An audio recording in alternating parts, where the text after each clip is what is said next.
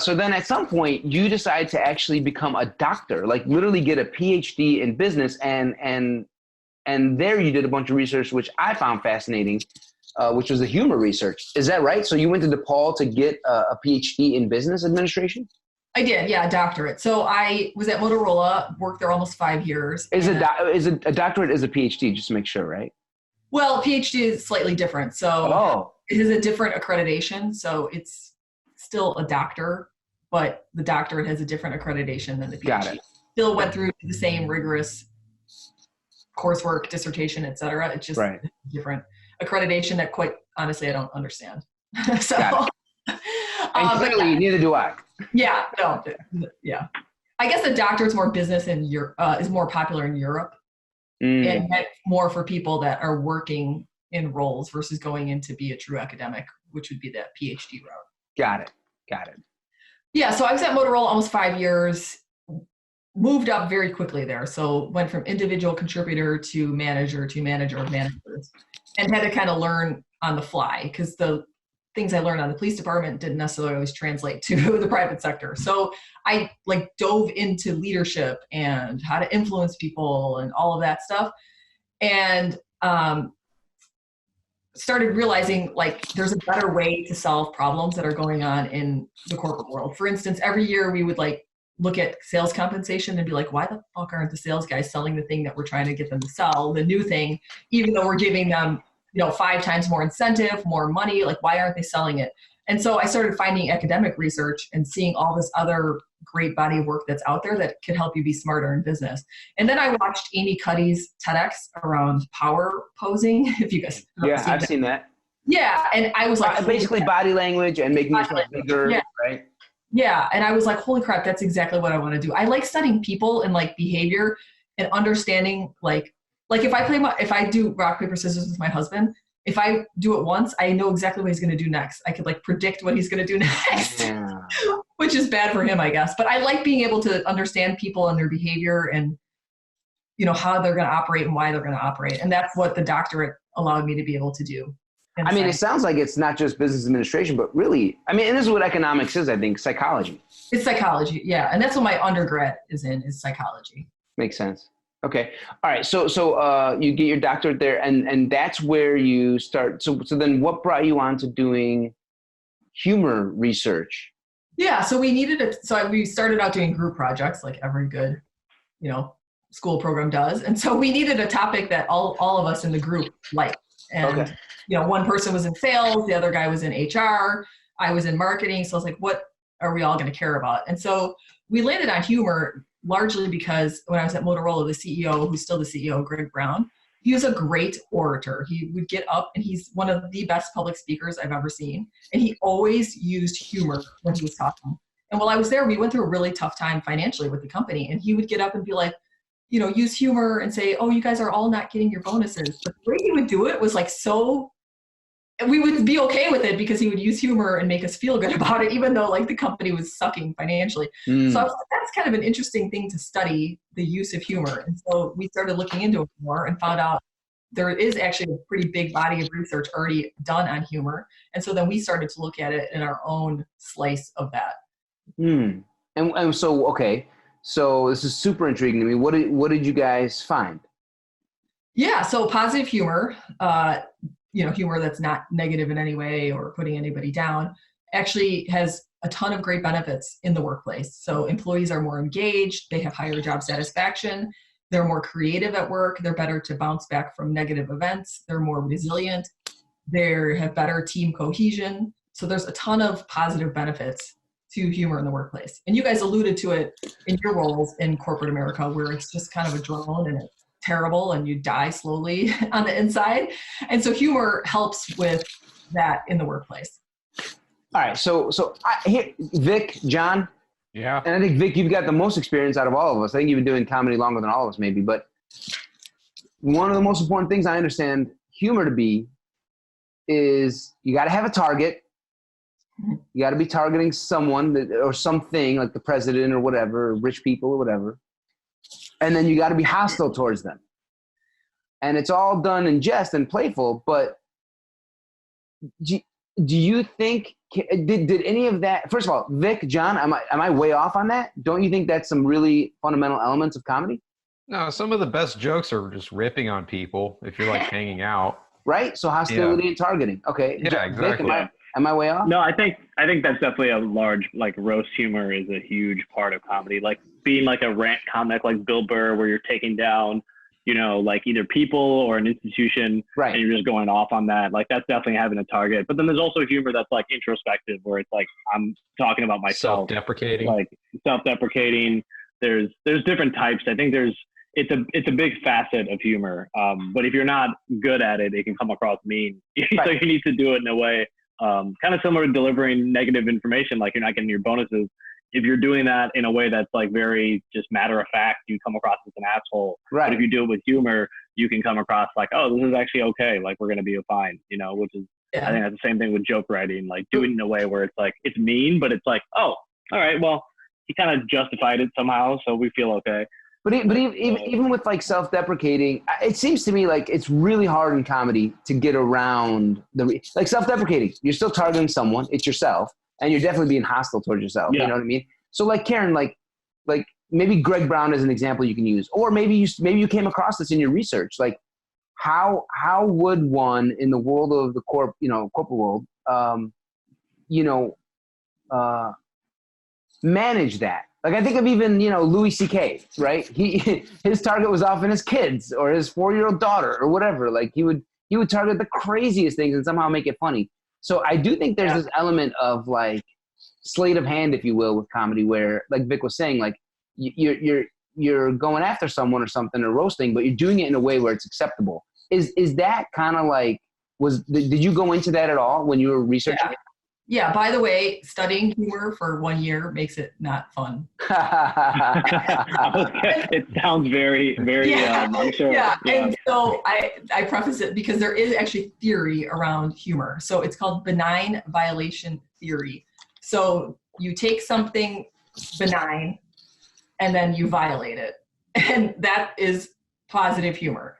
And you want to punch up, not punch down. Like it wouldn't make sense to go violate a homeless person because they're kind of like lower on the status. So you want to punch up. So that's why politicians and those folks seem to be better targets. But I love Dave Chappelle and he goes after everybody. So right. In the workplace, a safe thing that we came up with, which we had to alter a little bit, is I would say if you wouldn't say it in front of your mother, then don't say it at work. But then people are like, you don't know my mom. So then that's why I always make jokes about fucking my dad. Like, yeah, right. So then we had to we're like, okay, good point. So then we had to change it to if you wouldn't say it in front of a kindergartner, don't say it. Okay, that's good. But I think for what you guys do, actually taking risk is better. Right. Right. Yeah. But again, audiences are fickle, right? Like not fickle. Like I feel like, and you guys again, tell me your opinions, but you'll know right away if you haven't struck the right chord with who you're targeting and how hostile you're being towards them, because your audience will tell you right away, like, "Ooh, that didn't feel good," Yeah. So I think the audience can be just like the corporate crowd. You can take risks. It just has to be, it has to be palatable, So you're saying benign dad joke route. Say that again. I would go more dad joke route. Yeah, right. In the corporate world, right. So benign violation. Benign violation theory, yes. What's an example of a violation? What? What's an example of a violation? Well, like we have this meme, like memes are a good example. And like we picked vegans because we thought, okay, vegans, like everybody can, it's kind of safe to poke fun at vegans. Although there is a way that you could take it too far. And so benign just meaning like it's kind of a safer topic. Like you're not going to go in and make jokes about like abortion or religion in the workplace. So something more benign. Like you could make fun of somebody's lunch or something versus picking something really serious to violate. Okay, there was this dude who used to always eat tuna out of a can at work at JP Morgan, and it just drive me bananas. Bananas. The guy would get a plastic fork, bust open the can of tuna, and just walk around the floor and just like, I'm like, yeah. What's that? It carries a can opener. What did you say, John? Who carries a can opener with them? A guy who eats tuna on the floor. Oh. Yeah, Did so you ever look at in your research, Karen? I think it's interesting about this whole thing of like, punching up and punching down, and like you said, you cited Chappelle, like he gets away with it, and it's like funny to everybody for the most part, right?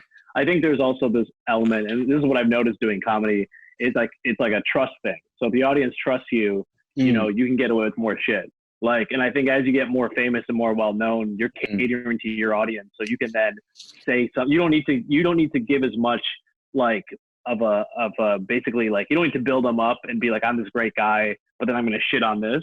Like you can just start shitting on something immediately because that's what the audience expects then. So I wonder if in the corporate place, like how the parallel is like if you're a CEO, you already have trust. So you're okay to make these kind of jokes and make these kind of things, and you can make light of a serious situation. And it's the same thing as being a comedian. Like you have to establish that trust first with the audience. Like in a 20-minute set, your first 5 minutes is like building that rapport. And then once you have the rapport, then you can start like shitting on things. But if you were to start and shit on things immediately, people are not going to like you. And I think I found that over time, like I can get away with crazy stuff if I've earned their trust earlier on in the set. Yeah.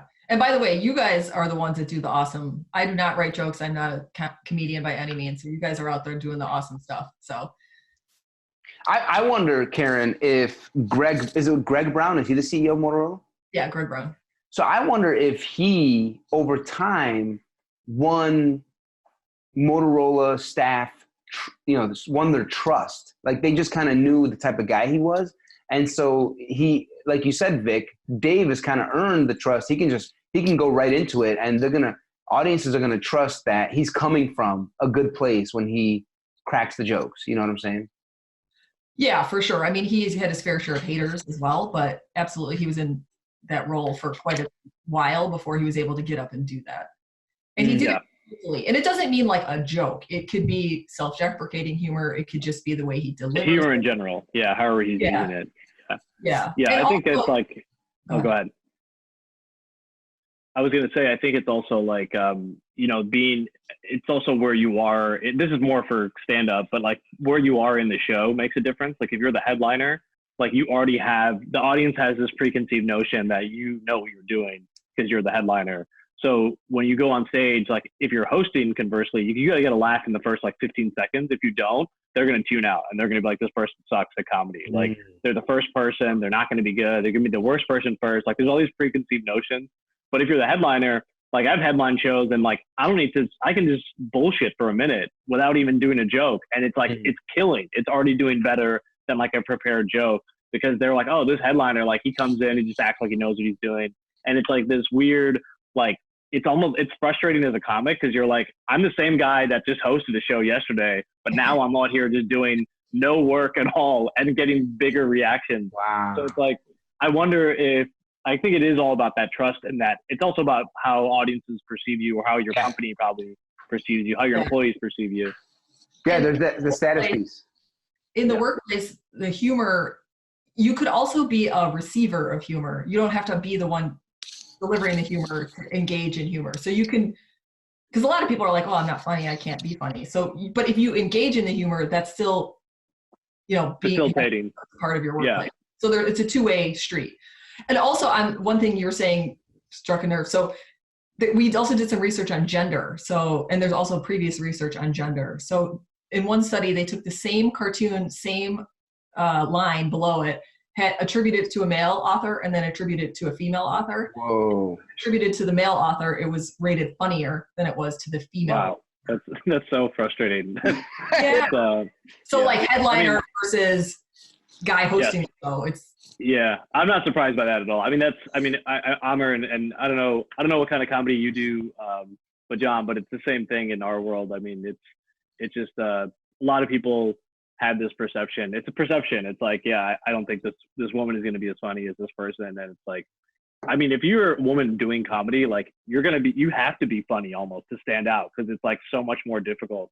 Like there's so many mediocre men doing comedy that the few women that are doing comedy are like significantly better, but it's just that much harder for them they have to be that much funnier, I think, to keep it going, which is very, very frustrating, I think. That sounds like male privilege at its worst. Yeah, it's bad, man. I mean, I book shows too, so it's also like something I keep in mind too, like balancing a lineup, making sure, because then it's like, you know, you don't want to book all dudes or you don't want to book all one race just because the show's gonna be worse. Like diversity, and that's with corporate things too. Like diversity in teams has been shown to be more productive. Like that's some of the work I was doing, is hiring more diverse folks, just because it makes for a better team, makes for better ideas. And it's hard though sometimes at the startup level, like very homogenous groups of people, and the referral pool is very small. So it's like, how do I get someone in here that's like, you know, different, but without alienating them? Because then they come in, they're like the one token brown dude in the office. Like that's not what you want to do either. So it's a weird balance. It's the inclusion piece too. You can't just bring them in and check the box. You also have to let their ideas be heard. Correct. Yeah.